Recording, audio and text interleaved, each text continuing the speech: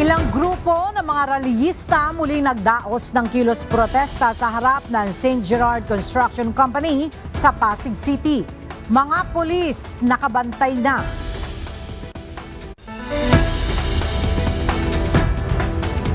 DPWH District Engineer Abelardo Calalo mariing itinanggi ang reklamong korupsyon na inihain ni Batangas 1st District Representative Leandro Legarda Leviste.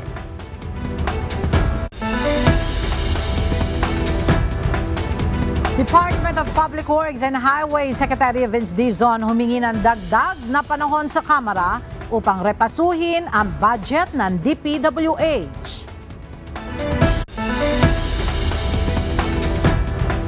Naitalang inflation rate sa bansa bumilis sa 1.5% ayon sa Philippine Statistics Authority. Pagtaas ng presyo ng pagkain at non-alcoholic na mga inumin dahilan ng pagbilis ng inflation rate.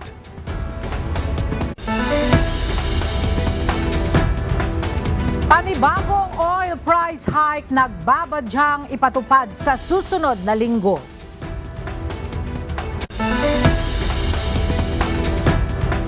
At panibagong low pressure area, may medium chance na maging bagyo. Habagat magpapaulan sa bansa ayon sa Pag-asa.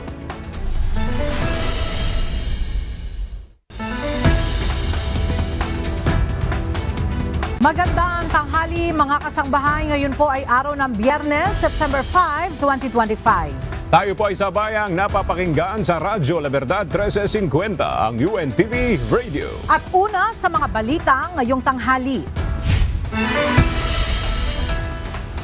Muling nagkilos protesta ang ilang miyembro ng mga militanteng grupo sa labas ng compound ng mga diskaya sa Pasig City. Sa ngayon ay naroroon rin ang ilang miyembro ng pulisya para magbantay at maiwasan na maulit ang gulo na nangyari kahapon.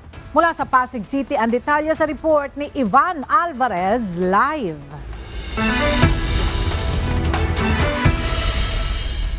Ivan, kumusta ang sitwasyon dyan at ano ang panawagan ng mga rallyista? Ella, katatapos lamang ng isinagawang demonstrasyon dito sa labas ng St. Gerard Construction. Ngunit kasabay ng pagkalampag ng mga rallyista dito, dumedepensa rin yung mga empleyado na nasa loob ng establishmento at sumisigaw din habang nakikisigaw yung mga protester dito sa labas ng St. Gerard Construction. Muling nagkaroon ng kilos protesta sa labas ng St. Gerard Construction sa Pasig City. Ngayong araw, nasa 100 mga rallyista ang nagpunta rito upang ipanawagan na gawing accountable sina Sara at Curly Diskaya kasunod ng pagkakaugnay bilang mga contractor sa mga maanumalyang flood control projects sa bansa. Dito po kami dahil kami po ay sumisigaw, nagmamakaawa ng pananagutan. Hindi na pwedeng muro investigations lang. Dapat may managot dahil this is the same style of corruption. Naramdaman na natin to sa Napola scam, sa Formally scam. Kailangan ngayon may mapakulong, may mapanagot na mga public officials, na mga politiko. Dagdag pa nito, may sapat na dahilan kung bakit nagagalit ngayon ang taong bayan, lalo na niya ang mga kabataan dahil napupunta umano sa korupsyon ang bilyong-bilyong halaga ng kaba ng bayan. Panawagan ng grupo, hindi sapat na ilagay lamang sa travel bulletin ang mga ito, kundi dapat ding tanggalin ang kanilang accreditation. Kailangan na rin anyang i-freeze ang assets ng mga diskaya at iba pang mga sangkot na kontraktor bago pa mailipat o maipasa sa ibang pangalan. Samantala, mayroon ring mga pulis mula sa Eastern Police District ang nagbantay sa paligid. Ayon kay Eastern Police District Chief of Police Colonel Hendrix Mangaldan, naging maayos ang isinagawang demonstrasyon.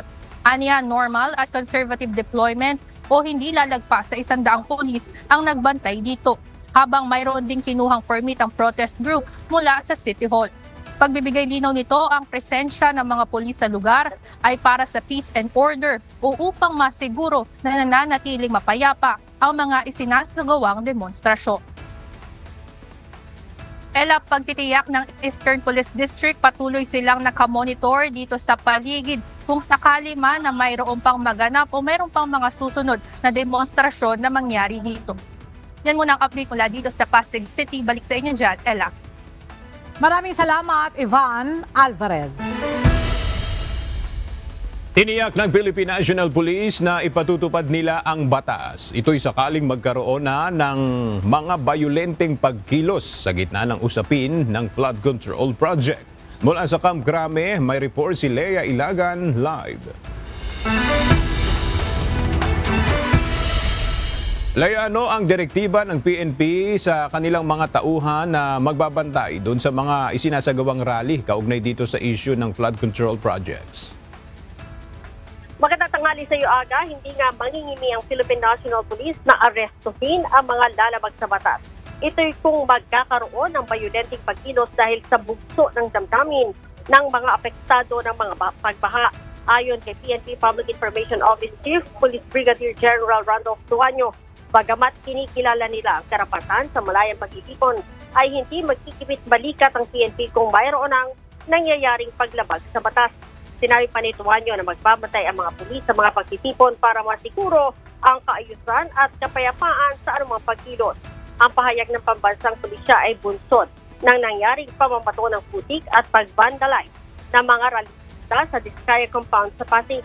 Ganun din ang pambabato ng pintura, bulok na gulay at basang damit sa tanggapan naman ng Department of Public Works and Highways sa Maynila kahapon. Una nang nanawagan ang Malacanang ng kahinahunan sa mga rallyista at igalang ang due process sa gitna ng galit ng publiko dahil sa mga anomalya sa flood control project. Aga? Maraming salamat, Lea Ilagan. Inihayag ng Bureau of Immigration o BI na para lamang sa monitoring ang inisyong Immigration Lookout Bulletin o ILBO ng Department of Justice o DOJ laban sa ilang DPWH officials at contractors kaugnay ng flood control projects controversy. Hindi nito mapipigilan ang sino man na lumabas ng bansa. Narito ang report ni Dante Amento. Wala pang lumabas ng bansa sa mga opisyal ng Department of Public Works and Highways o DPWH at mga kontraktor na nasa ilalim ng Immigration Lookout Bulletin Order o ILBO ng Department of Justice. Ito ay batay sa monitoring ng Bureau of Immigration o BI. So far po, parang wala naman pong lumabas sa kanila doon sa initial tingin po natin sa mga records nila. But we will be conducting another round of checks doon sa system natin para up-to-date po ito. Ayon kay BI spokesperson Dana Sandoval, ang ILBO ay para lang mamonitor kung lumabas ng bansa ang mga sangkot na individual. Hindi mapipigilan ng ILBO na umalis ng bansa ang isang personalidad, liban na kung ito ay Precautionary Hold Departure Order o PHDO.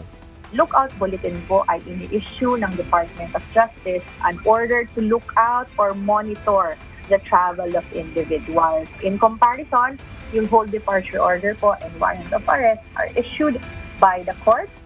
43 individual na ang nasa ilalim ng ILBO, kasama na ang mag-asawang Pacifico at Sara Diskaya.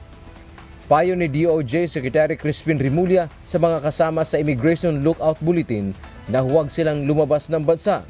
Sana, wag muna. Kasi pag sususpetsahan kayo na gusto nyo tumakas, wag naman gano'n. Kaya nalagyan natin si Lookout Bulletin. May mga katanungan sila sasagutin na mahaba. Pag sila sumikap na lumabas ng bansa, it will not be a pleasant experience. Kasi government concern yan. We have to do this.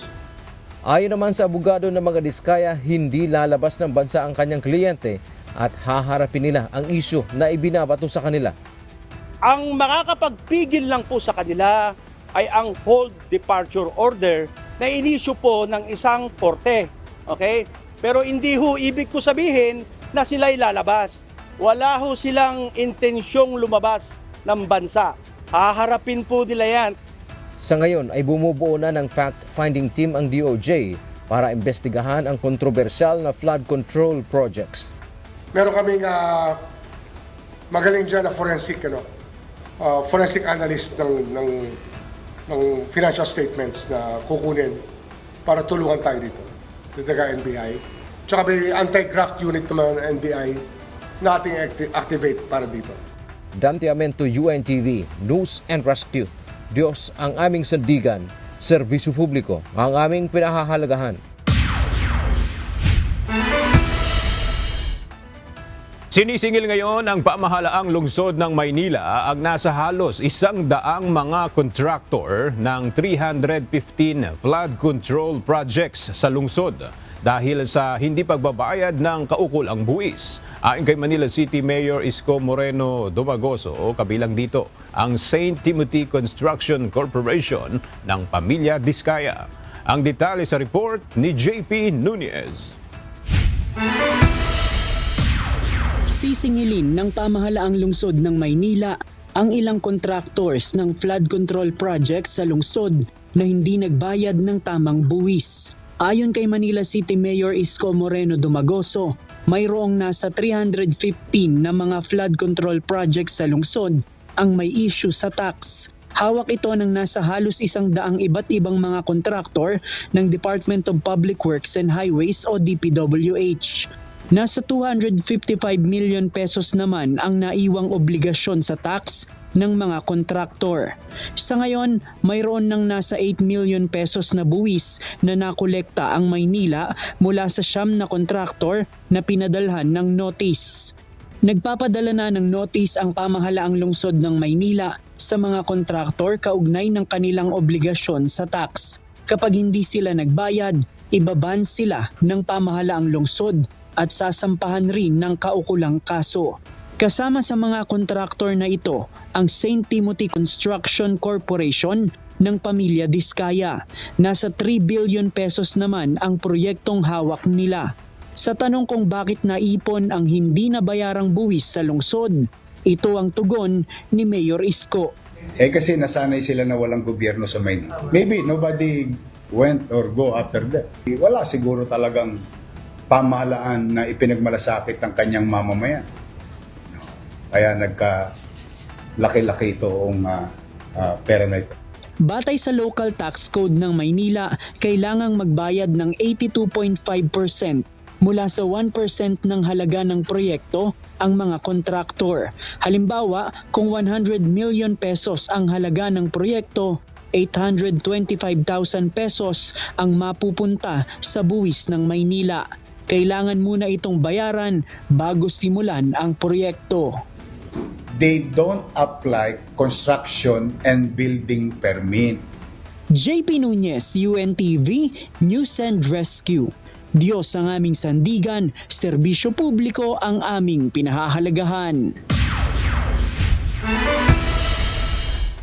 Naniniwala ang Integrated Bar of the Philippines o IBP na hindi isolated abuses lamang o kaya'y simpleng lapse of governance ang nabunyag ng mga ghost at substandard na flood control projects. Sa isang pahayag, sinabi ng IBP na sintomas ito ng katiwalian sa pamahalaan kung saan nagiging karaniwan na ang pagtataksil sa tiwala ng taong bayan. Kailangan nila ang masusing investigasyon sa lahat ng mga proyekto ng gobyerno upang mailantad ang mga anomalya, mapanagot ang mga salarin at matiyak na makararating sa dapat puntahan ang resources ng pamahalaan. Bubuo rin umano ang IBP ng sariling Committee on Good Governance upang mag-imbestiga sa mga alegasyon ng katiwalian. Hinatulang guilty ni Department of Public Works and Highway Secretary Vince Dizon sa kasong administratibo si dismissed DPWH Bulacan 1st District Engineer na si Henry Alcantara. Batay sa inilabas na pahayag ng DPWH ngayong araw, sinasabing guilty si Engineer Alcantara sa kasong administratibo dahil sa pagkakasangkot umano nito sa maanumalyang flood control projects. Kabilang na dito ang disloyalty to the Republic of the Philippines and to the Filipino people, grave misconduct, gross neglect in the performance of duty at conduct prejudicial to the best interest of the service. Samantala, magre-rekomenda rin ang DPWH ng paghahain ng kaukulang kasong kriminal laban kay Alcantara at iba pang sangkot sa katiwalian. Mariing itinanggi ni DPWH District Engineer Abelardo Calalo ang reklamong korupsyon at paglabag sa Anti-Graft and Corrupt Practices Act na isinampa laban sa kanya ni Congressman Leandro Leviste. Sa inilabas na statement ng kampo ni Calalo, iginiit niya na hindi siya kailanman nagtangkang mag-alok ng pera kapalit ng pabor kay Leviste at mariin din niyang pinabulaanan ang mga pahayag na iniuugnay sa kanya ang mga umano'y irregularidad ng mga kontraktor at dating Congressman Eric Buhain. Ayon pa kay Calalo, mismong si Congressman Leviste ang nagpumilit magtanong tungkol sa bidding at contractor sa distrito.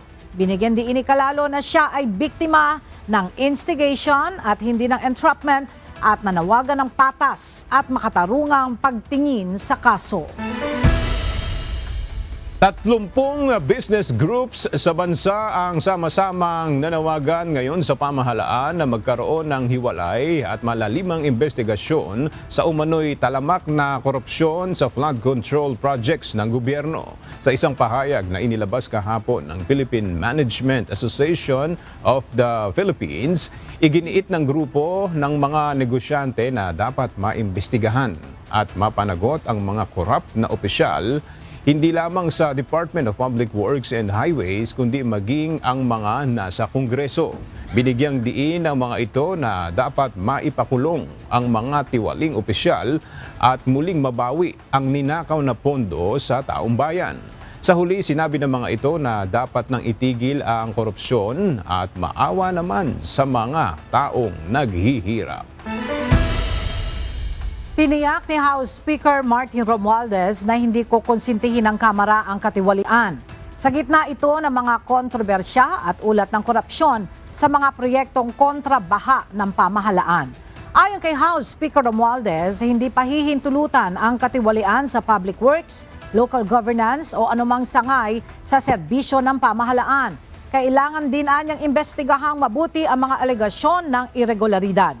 Sinusuportahan din ito ang independent na pagsisiyasat at patas na prosecution para matiyak na mapananagot ang mga sumira sa tiwala ng publiko.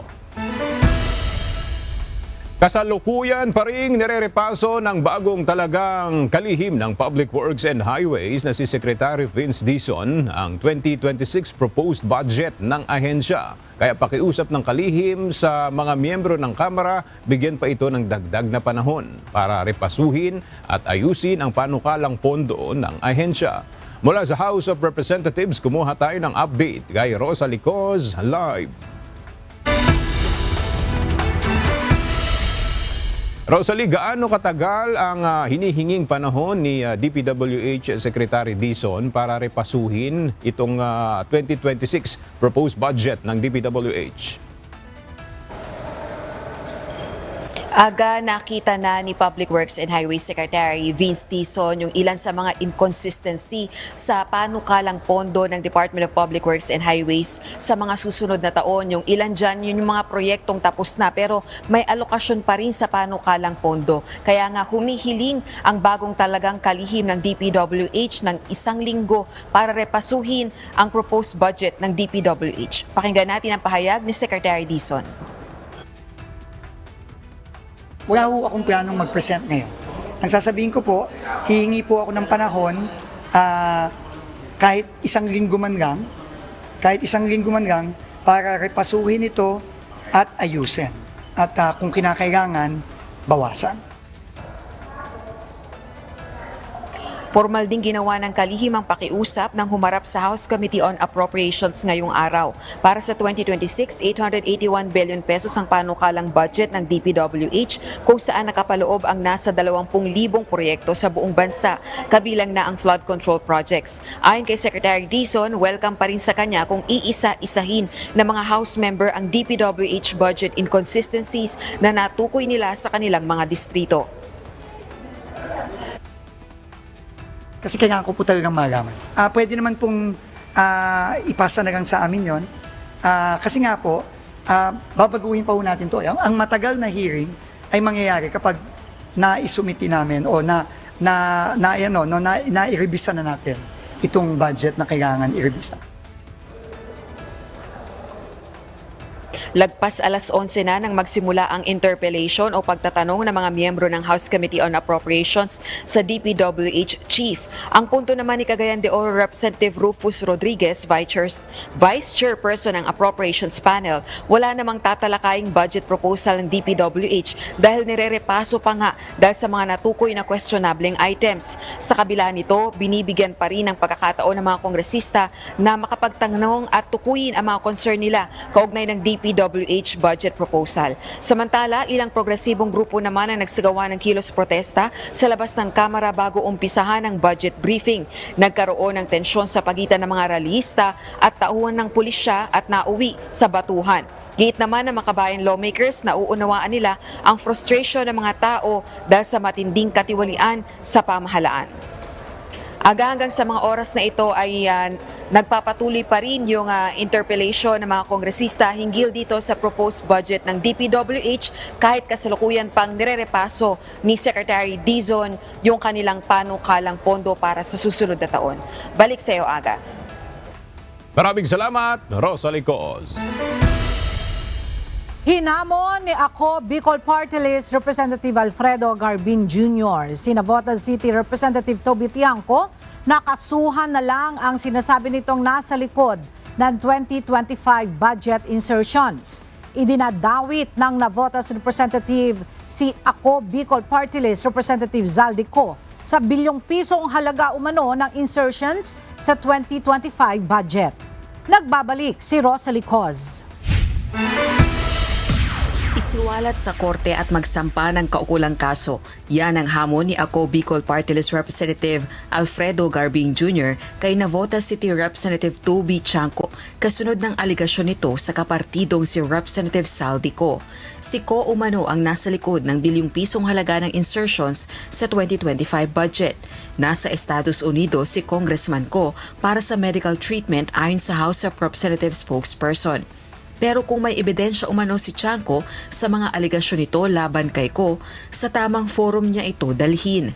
If you talk about General Appropriation Act, it's not an act of just one member of Congress. That's an act of Congress. And therefore, kung may katotohanan man at may irregularidad, ang tamang action dyan ay mag-file siya ng kaso. Kasuhan niya yung sinasabi niyang proponent.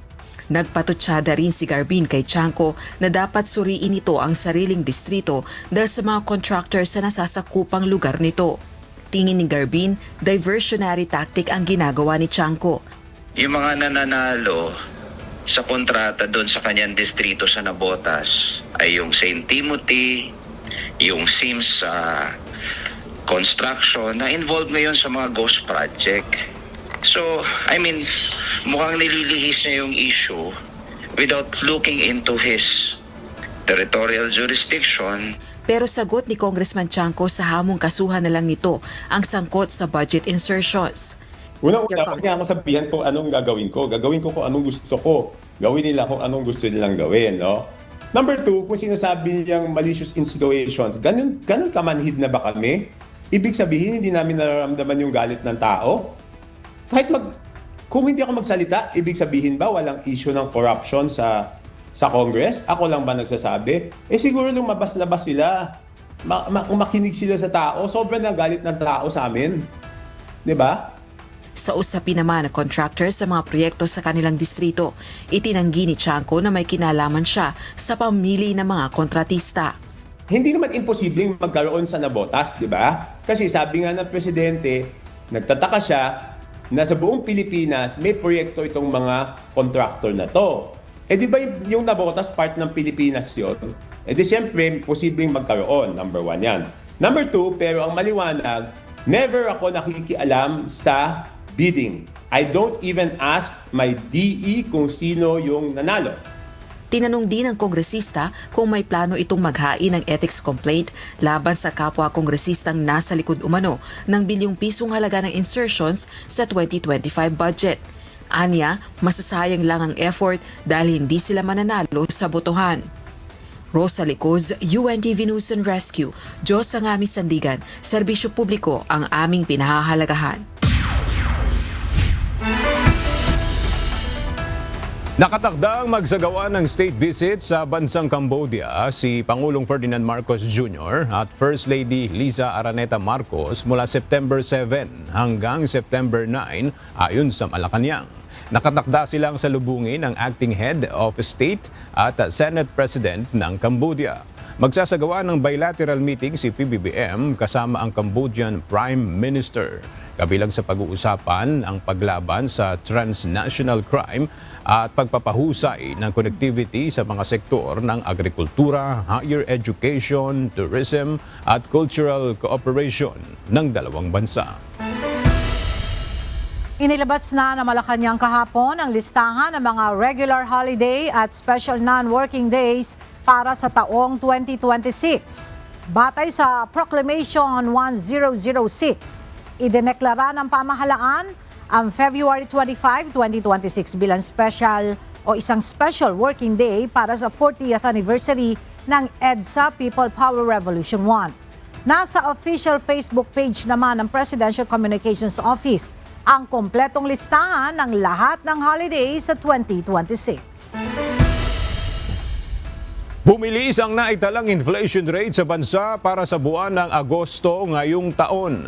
Base sa latest report ng Philippine Statistics Authority, tumaas ito ng 1.5% na mas mataas kumpara sa 0.9% na nai-record noong July 2025.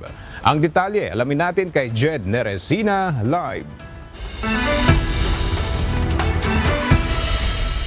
Jed, base sa report ng PSA, ano ang mga dahilan ng pagbilis ng inflation rate nitong nakaraang buwan? Aga, base sa record ng Philippine Statistics Authority, pangunahing nag-ambag dito sa pagtaas ng inflation nitong buwan ng Agosto ay ang pagtaas sa presyo ng food and non-alcoholic beverages, kung saan nagkaroon ito ng 69.3% share dito sa pagtaas ng pangkalahatang inflation sa bansa. Bumilis ang naitalang inflation rate sa bansa para sa buwan ng Agosto ngayong taon. Base sa latest report ng Philippine Statistics Authority o PSA, bumilis sa 1.5% ang naiulat na inflation nitong nakaraang buwan, na mas mataas kumpara sa 0.9% na record noong July 2025. Ayon kay Undersecretary Claire Dennis Mapa, pinakamalaking nag-ambag sa pagtaas ng inflation nitong buwan ng Agosto ay ang presyo ng pagkain, partikular ang gulay at isda. Paliwanag ni Yusek Mapa, normal sa ganitong panahon ang pagtaas sa presyo ng gulay dahil sa naiwang epekto ng mga pag-ulan at mga bagyo. Nakikita natin na pag may mga bagyo at nagkakaroon ng baha sa mga ating lands na produce ng products, no, like vegetables, yun talaga yung unang talagang tinatamaan. Bukod sa gulay at isda, nag-ambag din sa overall inflation ang karne ng baboy na may 11.1% inflation at karne ng manok na may 5.9% inflation.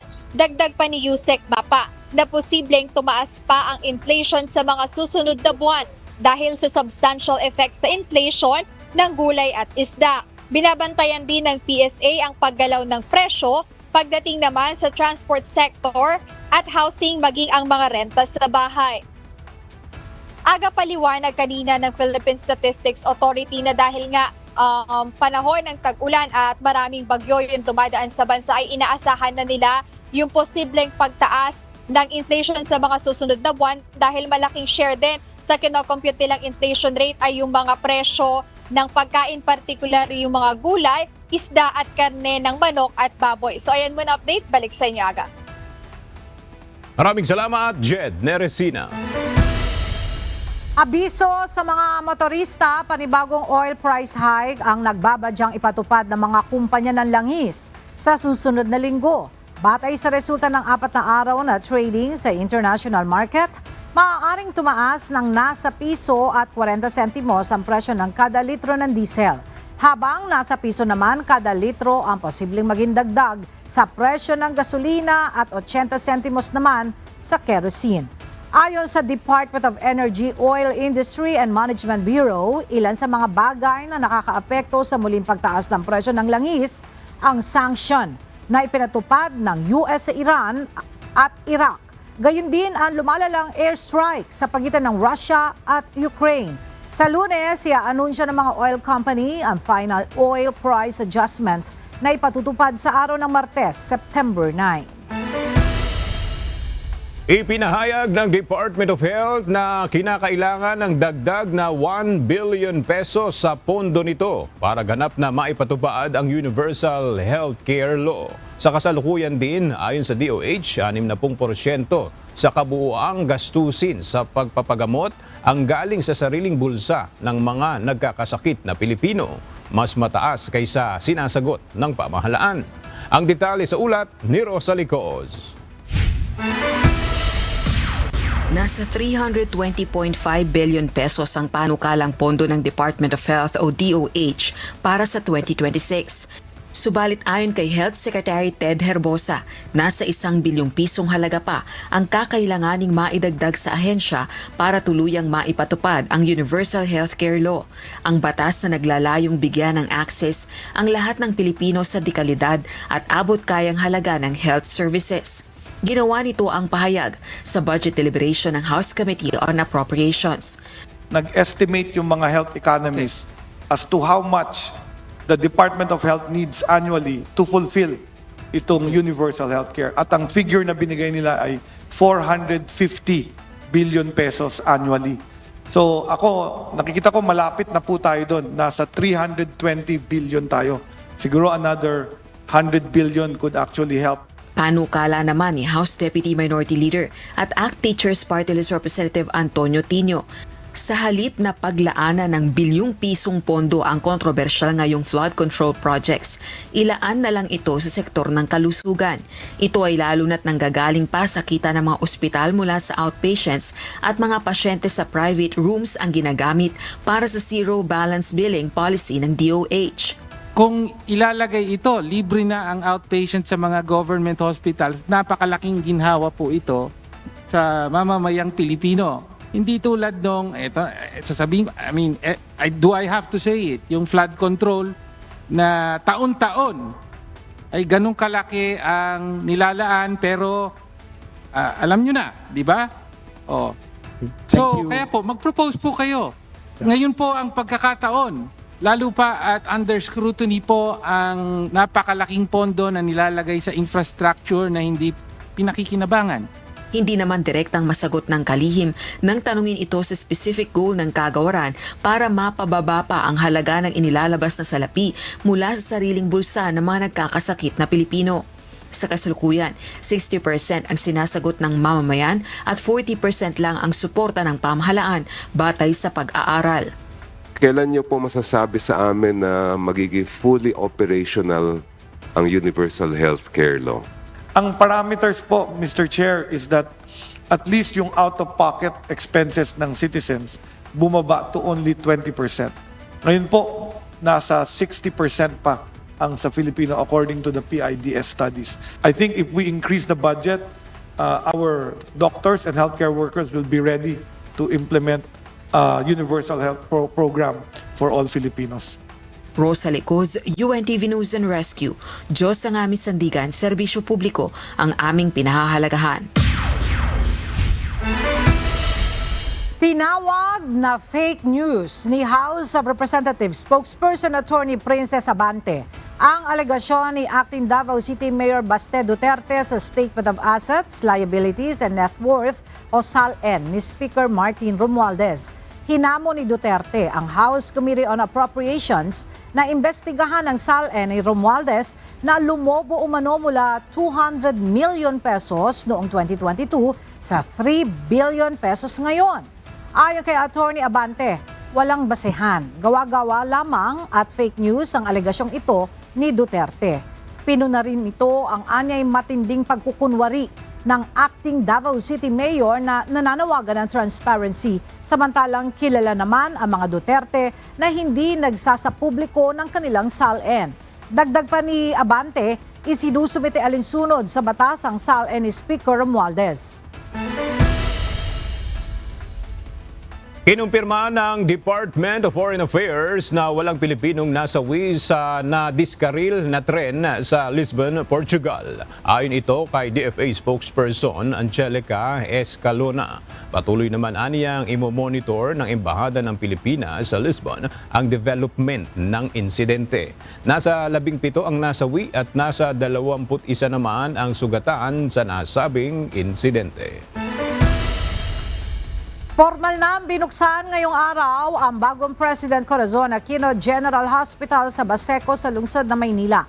Ito ay matapos ang 3 taong pagkakabinbin sa pagbubukas ng ospital. Mula sa Maynila, may report si Mia Alonzo live.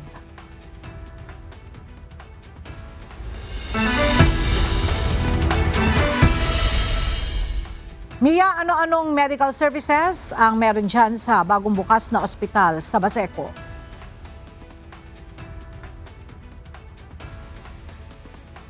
Ikan po natin ang pag-uulat niya ni Mia Alonzo. Pinangunahan ni Pangulong Ferdinand Marcos Jr. kanina ang ceremonial switch-on ng bagong Siquijor Power Plant sa Siquijor Electric Cooperative Power Plant sa Larena, Siquijor. Kasunod ito ng ginawang inspeksyon noon sa Siquijor Island Power Corporation Facilities noong June 11 kung saan nadetermina na ang kasalukuyang power generation set ay kapos sa pangangailangan sa supply ng kuryente ng probinsya. Kaugnay nito, pinabilis ang pagtatayo ng bagong Siquijor Power Plants projects na may capacity na 17.8 megawatts at may dependable capacity na 12.25 megawatts. Sasapat naman ito para sa pangangailangan ng Siquijor. Dito sa ating pagbalik dito sa Siquijor ay magagarantiyan na natin na ang kuryente dito sa Siquijor ay sobra-sobra ng supply. Dahil kung ang demand ng Siquijor is 11 point something, 9 megawatts, 17 ang supply natin. Yes, I saw the 17 na ang supply natin, kaya hindi masobra, hindi na talaga magkukulang. At para naman sa ating weather update, nabuo na bilang low pressure area o LPA ang kumpol na mga ulap na minomonitor ng Pag-asa sa loob ng Philippine Area of Responsibility. As of 8 a.m. ngayong September 5, huling namataan ang LPA sa west-southwest ng Sinait, Ilocos Sur. Ayon sa Pag-asa, may medium chance na mabuo bilang bagyo ang nasabing LPA sa loob ng susunod na 24 na oras. Samantala, makararanas na mga pag-ulan ngayong araw ng Biyernes ang ilang bahagi ng Luzon at Western Visayas bunsod ng epekto ng Southwest Monsoon o habagat. Base sa latest weather forecast ng Pag-asa, magkakaroon ng kalat-kalat na mga pag-ulan sa Luzon na maaaring magresulta sa flash floods o landslides. Habang isolated rain showers naman o thunderstorms ang mararanasan sa Western Visayas at nalalabing bahagi ng bansa. Samantala, balikan po natin ang live report ni Mia Alonzo kaugnay sa binuksang bagong ospital sa Baseco, Manila. Yes, Mia. Magandang tanghali, Aga. Ilan na sa mga services na maaari na ngayong araw din na ma-avail ng mga residente dito sa Baseco ay yung mga libreng mga gamot, medical check-up at iba't ibang mga diagnostic test. Bilang pagkapasimula nga ngayong araw at pagbubukas sa ospital. Ayon sa mga residente, halos 3 taon na din ang pagpapatayo ng ospital matapos magpalit ng administrasyon at muli na lang itong naipagpatuloy makalipas ang 6 araw na panuntunan muli ng Mayor Isko. Libre ang diagnostic procedures gaya ng blood test, x-ray, lupang medical check-up at mga gamot para sa mga taga-Manila, partikular na sa Baseco. Sa barangay ng nasa 80,000 ang mga naninirahan ng mga residente. Dahil medyo may kalayuan at isa lamang ang daan sa pasok ng Baseco para sa access ng ospital, kaya malaking bagay na ito sa kanila. Kaya naman layo ng ospital na mailapit ang mga to sa mga tao. Hindi na kailangang bumiyahe pa ng malayo para sa simple disgrasya o check-up. Ang itinayong President Corazon Aquino General Hospital ay mayroong 50 bed capacity at palapag ng elevator. May OB.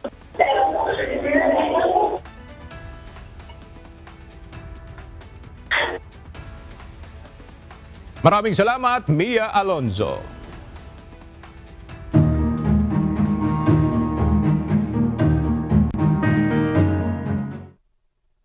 Pansamantalang sarado sa lahat ng uri ng sasakyan ang Tuwao-Piat Itawas Bridge sa Cagayan ngayong araw ng Biyernes, bunsod ng pag-apon ng tubig dahil sa malakas na pag-ulan. Sa mga larawang ibinahagi ng Cagayan Public Information Office, makikita ang nasirang bahagi ng kalsada at ang umapaw na tubig. Bilang alternatibong ruta, pinapayuhan ng mga motorista na dumaan muna sa Tuwao is Ninoy Aquino Bridge sa Barangay San Luis. Nasabat ng mga pulis ang higit 15 milyong pisong halaga ng smuggled na sigarilyo sa isang checkpoint sa Barangay Panatan, Pigcawayan, North Cotabato. Ayon kay Police Major Mark John Mutla, mahigit 300 kahon ng imported na sigarilyo ang nadiskubre sa loob ng 2 10-wheeler truck mula Zamboanga, Sibugay patungong Davao Region. Natagpuan ang mga kontrabando na itinago sa ilalim ng mga sako ng uling ng inspeksyonin ng Police Regional Mobile Force Battalion. Nahaharap ngayon sa kasong smuggling ang 6 na suspect na pawang residente ng Zamboanga, Sibugay at Ozamis City.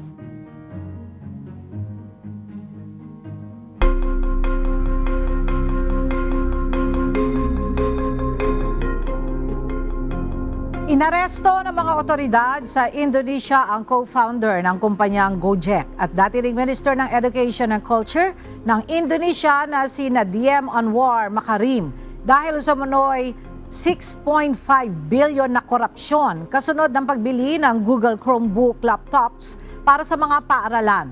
Mariin naman niyang itinanggi ang paratang labang sa kanya. Ayon sa investigasyon, pinaboran umano ni Makarim ang Chromebook kahit hindi ito inirekomenda ng research team ng kanyang tanggapan dahil sa limitadong internet access sa ilang lugar. Bukod kay Makarim, inaresto rin ang dating staff ng Ministry of Education at 2 dating opisyal ng tech company.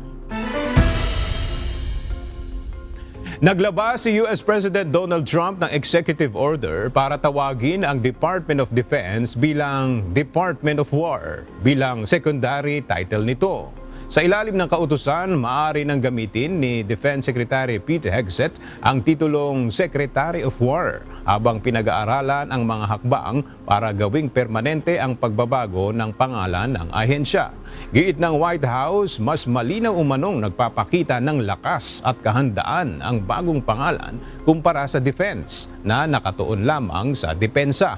Gayunman, kailangan pa rin ng formal na pag-aproba ng Kongreso para sa ganap na pagpapalit ng pangalan. Pumanaw na sa edad na 71 si Giorgio Armani, isa sa pinakatanyag na Italian fashion designer na kinilala bilang haligi ng modern fashion style at elegance sa global fashion industry. Sa Instagram post, kinumpirma ng Armani Group ang pagpanaw ng kanilang founder na siyang nagpatakbo ng kumpanya sa loob ng mahigit 5 dekada. Matagal nang may iniindang sakit si Armani dahilan para hindi na siya makadalo sa Milan Men's Fashion Week nitong Hunyo.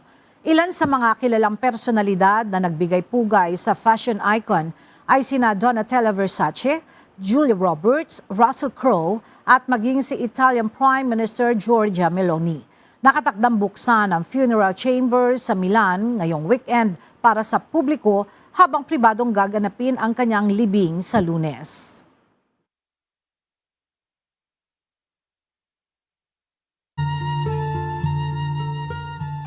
At para po sa ating iiwang mga salita ng Diyos na ating sandigan mula sa Aklat ng Kawikaan, Kapitulo 14, versikulo 16 na nagsasabi, "Ang pantas ay natatakot at humihiwalay sa kasamaan, ngunit ang mangmang ay nagpapakilalang palalo at timawa."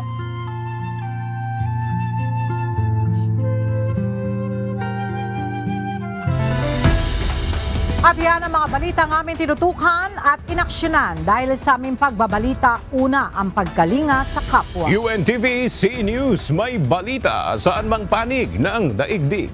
At dito sa UNTV, Diyos ang aming sandigan, serbisyo publiko ang aming pinahahalagahan.